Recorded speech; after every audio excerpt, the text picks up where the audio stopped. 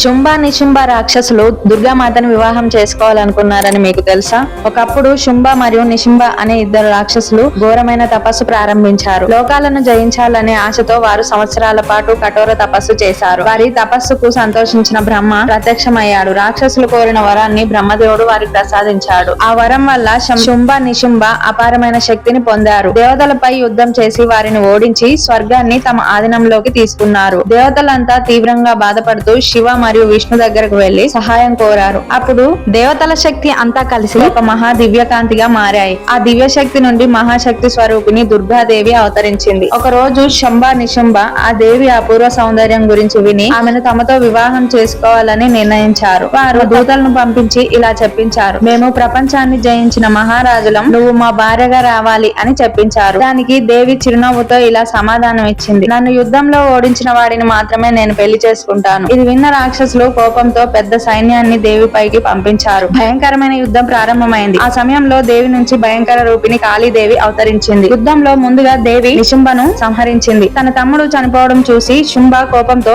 దేవితో భయంకరమైన యుద్ధం చేశాడు. చివరికి దేవి తన దివ్యాయుధాలతో శంభుని కూడా సంహరించింది. దీంతో దేవతలు మళ్లీ స్వర్గాన్ని పొందారు. అందరూ కలిసి దుర్గా దేవిని స్తుతించారు. అప్పటి నుండి ఆమెను లోకాల రక్షకిగా పూజిస్తున్నారు. ప్రత్యేకంగా నవరాత్రి సమయంలో ఈ మహిమను భక్తులు భక్తితో స్మరిస్తారు. వీడియో నచ్చితే లైక్ చేసి సబ్స్క్రైబ్ చేసుకోండి. జై దుర్గా మాత అని కామెంట్ చేయండి.